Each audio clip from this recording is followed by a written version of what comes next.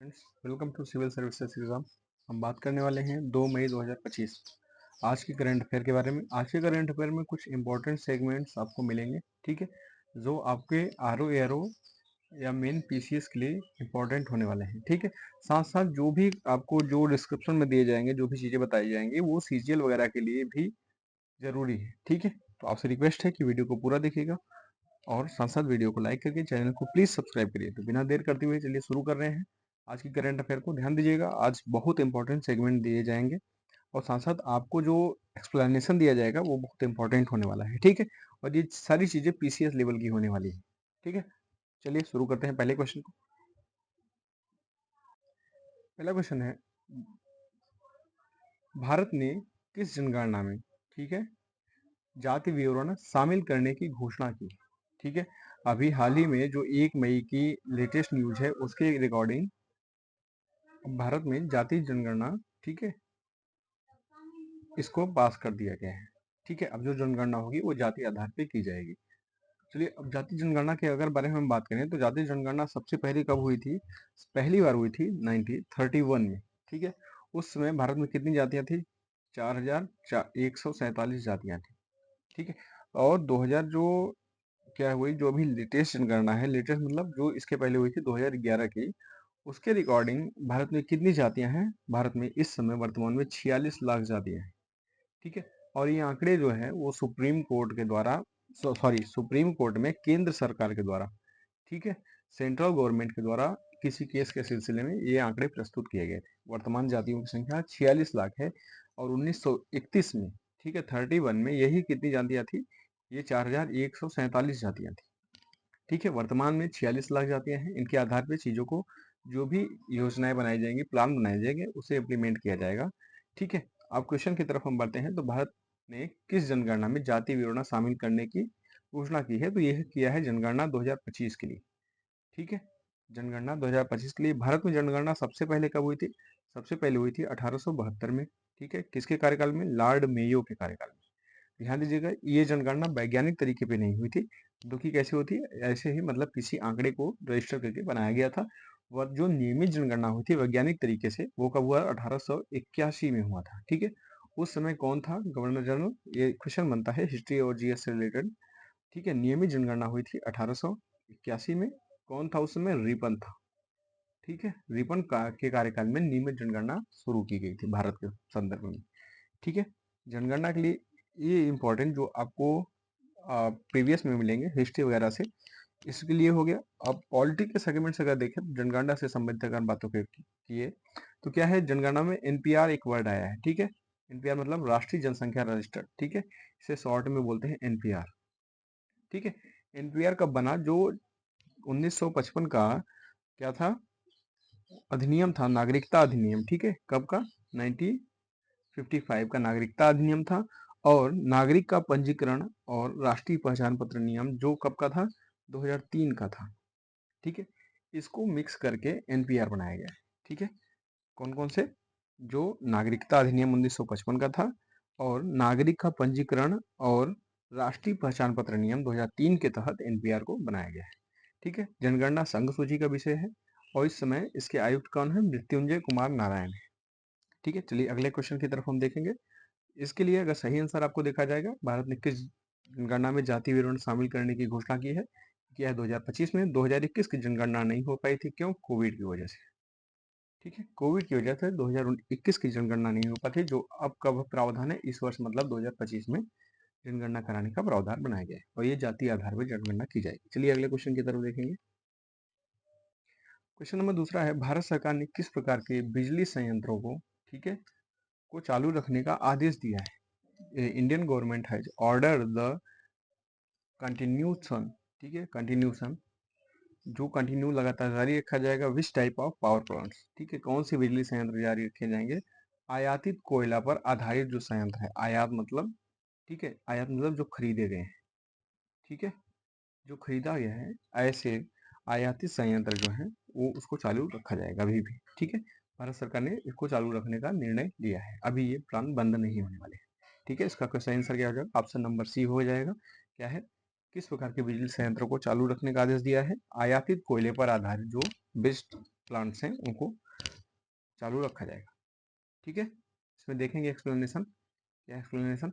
आयातित कोयले पर आधारित संयंत्र, ठीक है, बिजली संकट के चलते इन संयंत्रों को 30 जून 2025 तक पूर्ण क्षमता से चालू रखने का आदेश दिया गया है। कब तक?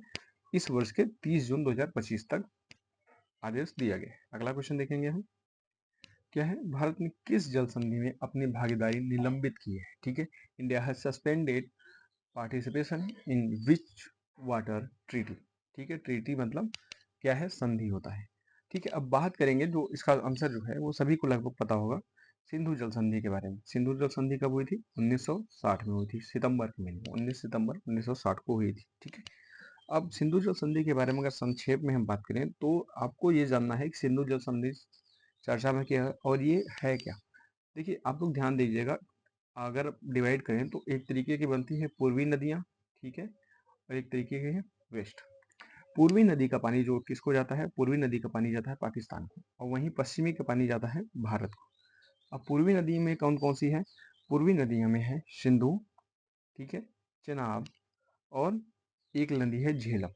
ठीक है, पूर्वी नदी का पानी पाकिस्तान को जाता है, ठीक है, सिंधु, चेनाब और झेलम को जाता है। वहीं पश्चिमी नदी में क्या है? व्यास है, ठीक है, रावी है और सतलुज है। ठीक है, 1960 के अकॉर्डिंग ब्यास, रावी और सतलुज का जो जल है, ठीक है, एक मिनट समझाते हैं। मान लीजिए एक तरफ ड्रॉ करता हूँ, एक तरफ इंडिया है, ये है पाक, ठीक है, यहाँ पे व्यास, रावी और सतलुज, वीआरएस का पानी जो है वो इंडिया यूज करेगा। वहीं सिंधु, चिनाब और झेलम का पानी पाकिस्तान यूज करेगा। 1960 के अकॉर्डिंग क्या हुआ? जो भी ट्रीटी हुआ था उसके अकॉर्डिंग था, सिंधु, चिनाब और झेलम का पानी वो भारत यूज कर सकता है। किसके लिए? सिंचाई के लिए, ठीक है, परिवहन के लिए, और जैसे परिवहन के अलावा किसी चीज़ों पे, जैसे बिजली वगैरह हो गया, प्लांट्स हो गया, इसके लिए भारत यूज कर सकता है सिंधु, चिनाब और झेलम का पानी, ना कि इस पे कोई बांध या डैम बना के भारत पानी रोक सकता है। ठीक है, और इसके टोटल पानी का 20% ये यूज करेगा। ठीक है, ध्यान दीजिएगा, 80% पानी जो पूर्वी नदियों का है, पूर्वी नदी मतलब सिंधु, चिनाब और झेलम का, वो पाकिस्तान यूज करेगा, जबकि इंडिया के पास सिर्फ 20% का पावर है। उसी 20% में सिंचाई, परिवहन और बिजली के प्लांट लगाए जा सकते हैं।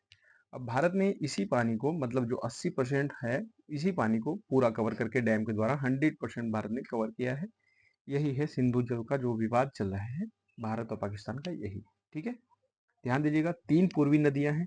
पूर्वी नदियां कौन कौन सी? सिंधु है, चिनाब है और झेलम है। ठीक है, इसी के पानी को लेके 1960 में समझौता हुआ था, जिसे सिंधु समझौता के कहते हैं। ठीक है, इसके लिए कौन जिम्मेदार था? वर्ल्ड बैंक ने ये समझौता कराया था, विश्व बैंक के द्वारा ये समझौता की गई थी 19 सितंबर 1960 में। ठीक है, इसलिए इस क्वेश्चन का जो सही आंसर हो जाएगा, ठीक है, क्या है? भारत ने किस जल संधि में अपनी भागीदारी निलंबित की है? तो सिंधु जल संधि में किया है। ठीक है, चलिए अगला क्वेश्चन देखेंगे। मध्य प्रदेश सरकार ने किस पर प्रतिबंध लगाए हैं? तो ये है पराली जलाने पे। ठीक है, ये क्या है? वायुमंडल में जो कार्बन डाइऑक्साइड की मात्रा बढ़ रही है, और साथ साथ पराली, ये जो पराली है, इससे जलाने से कार्बन मोनोऑक्साइड की भी मात्रा बढ़ती है। ठीक है, मोनोऑक्साइड क्या होता है?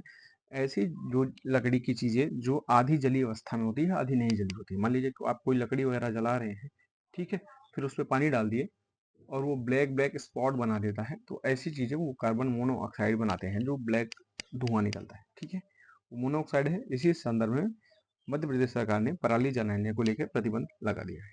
अगला क्वेश्चन देखेंगे। किस प्रसिद्ध निशानेबाजी कोच का हाल ही में निधन हुआ है? ठीक है, तो ये है सनी थॉमस। ये निशानेबाज के कोच थे, पूर्व निशानेबाज, इनका 83 वर्ष की अवस्था में निधन हो गया है। अगला क्वेश्चन देखेंगे। अगला क्वेश्चन है मई दिवस, जो मई 1 मई है, ध्यान दीजिएगा, 1 मई 2025 में मुख्य मुद्दा क्या है? इस समय का जो ये मुख्य मुद्दा है वो श्रमिक अधिकार से रिलेटेड है। ठीक है, श्रमिक अधिकार 1 मई को मनाया जाता है, इंडियन लेबर डे।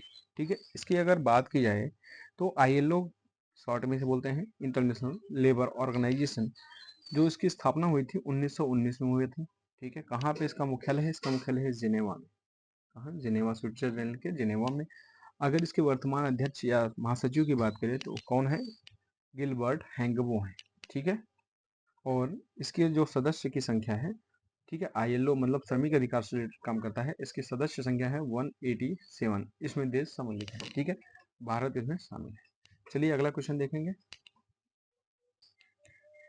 2025 में किस राज्य में सबसे पहले गर्मी की चेतावनी जारी की गई? तो इसका सही आंसर हो जाएगा ओडिशा। ओडिशा में सबसे पहले जो है गर्मी की चेतावनी मतलब 45 डिग्री होने पे, 45 डिग्री सेल्सियस होने पे हीट वेव की, ठीक है, हीट वेव की चेतावनी जारी की गई ओडिशा सरकार के द्वारा।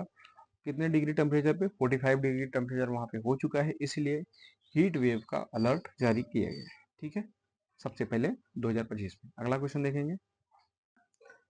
किस राज्य में नई ईवी नीति, इलेक्ट्रिक व्हीकल नीति 2025 को लागू किया गया है? तो ये किया गया है कहाँ पे?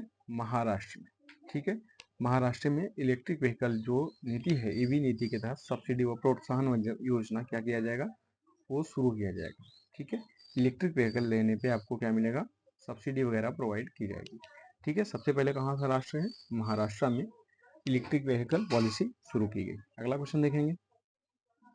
अगला इंपॉर्टेंट क्वेश्चन देखेंगे। यूएन का स्थायी मंच का 24वां सत्र, ठीक है, क्या है? 24 नंबर का सेशन जो यूएन परमानेंट फोरम हुआ था, उसका सत्र कब समाप्त हुआ है? चलिए इसका आंसर देखेंगे हम लोग। कब समाप्त हुआ? इसका समाप्त हुआ 2 मई 2025 को। यूएन के जो नया सत्र 24वें नंबर का चल रहा है उसको समाप्त किया गया। ठीक है, यह सत्र स्वदेशी लोगों के अधिकारों पर केंद्रित था और 2 मई मतलब आज के दिन यूएन के 24 नंबर के सत्र को समाप्त किया गया। ठीक है, इसी के साथ इस वीडियो में इतना ही। आपसे रिक्वेस्ट है वीडियो को प्लीज लाइक करके चैनल को सब्सक्राइब जरूर करिएगा। आपका एक सब्सक्रिप्शन, आपका एक लाइक हमारे लिए जरूरी है। ठीक है, thank you very much and good day.